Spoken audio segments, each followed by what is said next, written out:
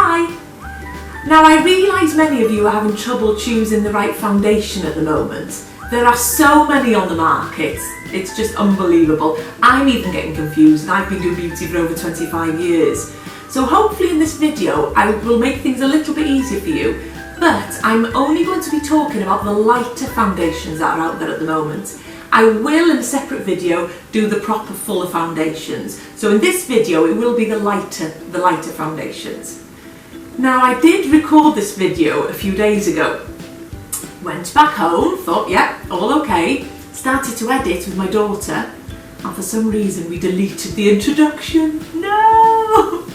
Now at this point I had actually gone down to my pyjamas, taken all my makeup off, and I really couldn't be bothered redoing it. So if you do notice my hair and makeup's a little bit different and things are a little bit different around, that's why. But the rest of the video is like I recorded it a few days ago.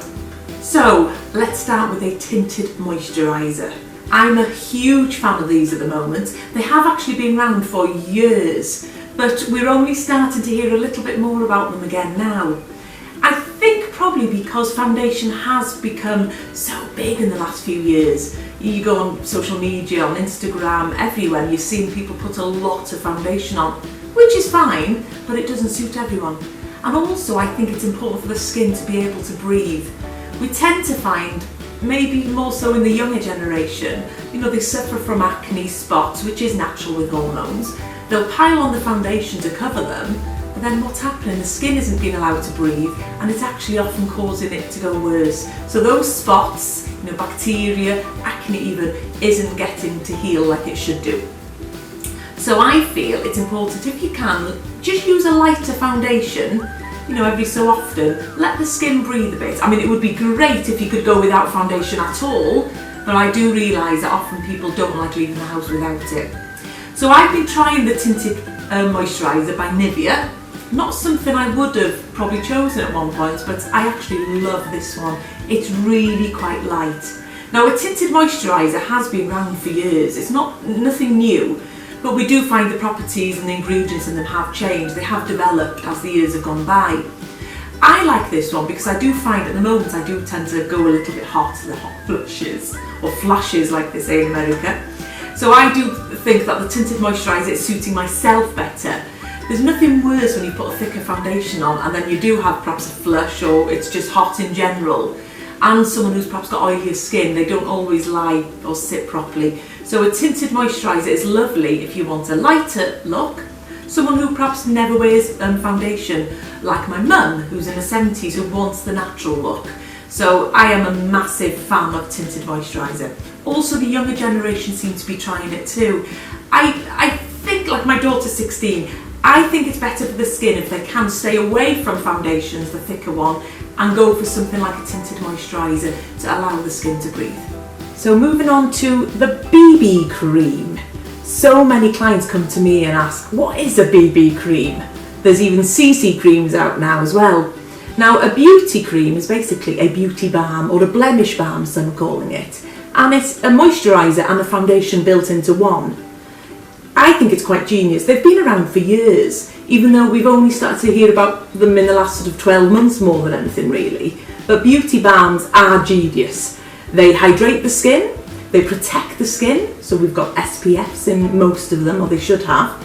They'll give a lovely glow to the skin, but your skin still is able to breathe as well, which I like. I am a big fan of them, and I'm even trying to introduce my 16-year-old daughter to them now. She does not like makeup. You will see in a few minutes because I'm going to put a little bit on her, but she doesn't like the feel of makeup on the skin, which is unusual considering I'm a beauty therapist and most daughters would be wanting beauty from mum all the time, but not her, which I suppose is quite good really. So she would probably be using either a tinted moisturiser or a BB cream. Now the BB creams tend to hydrate the skin well as well, so they can have anti-aging properties in them. You need to make sure that when you do find a BB cream that it is actually for your skin type. Some contain oil, others don't.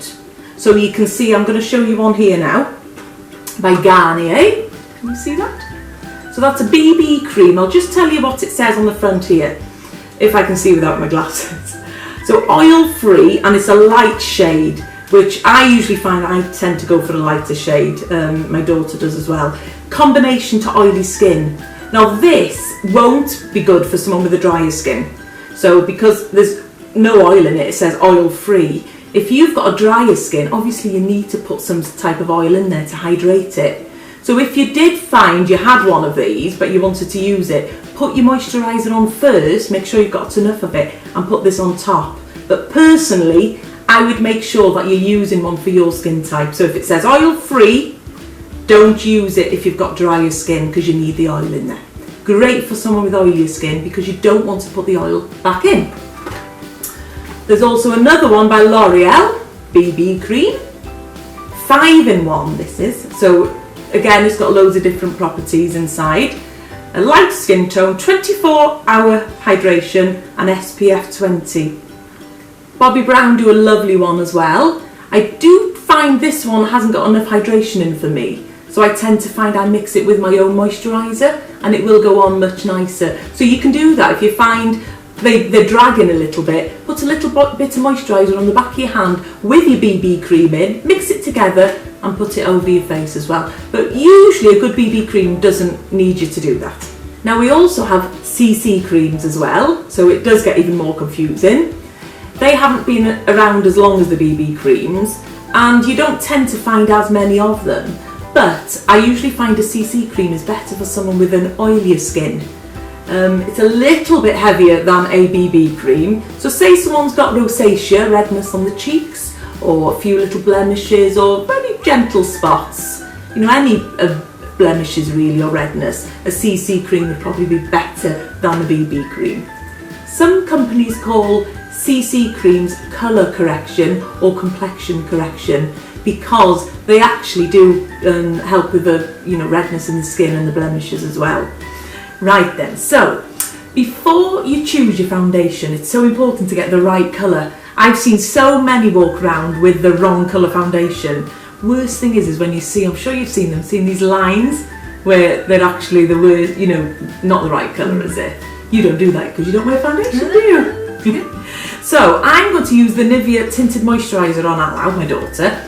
Like I said, she prefers a more natural look, nothing too heavy. I put a foundation on you earlier and you didn't like it, did you? No. I used the BB cream by Bobbi Brown, so it wasn't even a full foundation and you felt you were wearing it, whereas the tinted moisturiser is more natural. So that's what we'll put on you today. So first, choosing that foundation, like I said, is so important. If you were in the shop choosing it, jawline is the place to choose to make sure that you test it first. Don't try the back of your hand because it's a different colour to your face. So in the shop, with the tester, put a tiny dab on your jawline, have a look in the mirror. If it blends in and you can hardly see it, you've chosen the right colour. If it looks 2-3 shades darker than your natural skin tone, it's the wrong colour. We can always add colour after with a bit of bronzer or even powder if you need it, or mineral powder. Now what I do tend to say to a lot of people is, try and go out to the department store into daylight and look at the line with a mirror. You need it, sorry. The department store. Department store is very American. Oh no, I'm watching too much YouTube. So yeah, make sure you've got a little mirror in your handbag and that you can actually look. A lot think, oh gosh, it's embarrassing that though. No, it's not. It's a lot of money to spend if you're going to waste your foundation. I know we often buy makeup and we never use it again, so get the right colour. So choosing it, putting it on the jawline to get the right colour first. Usually all of the BB creams, the CC creams and even the tinted moisturisers, I've got loads of different colours now. So just have a look for them. Ask someone in the shop if you don't know, because they're always there to help. Now when you do apply it to the face, stop laughing. Okay, so make sure that your skin is clean before you put the cream on. You can put your usual moisturiser on if you need it. But generally with these creams you don't, because they're built in to start with. But like I said before, if you find it drags a little bit once you put it on, mix a bit of your moisturiser with it. You need to make sure, if you're doing it yourself, you're making sure your own hands are clean. I've made sure my hands are clean because I'm obviously doing you.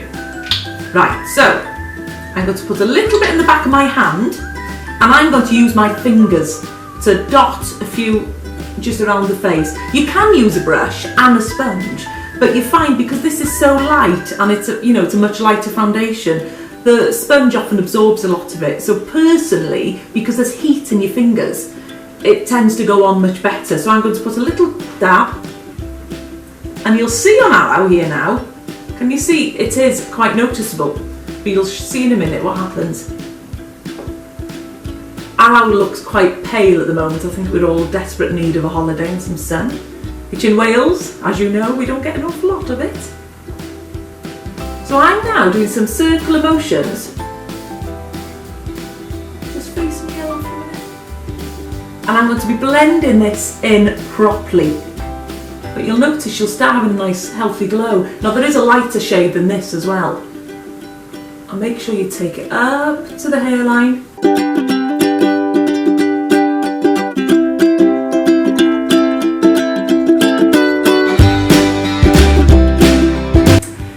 So here is Aloe's natural day makeup finished with a nice natural tinted moisturiser. I do hope you've enjoyed watching the video and that you've learned something. If you have, please give a thumbs up. And if you haven't already subscribed, I'd really appreciate if you did so. Felly diolch am wylio. Thank you so much for watching. See you soon. Bye.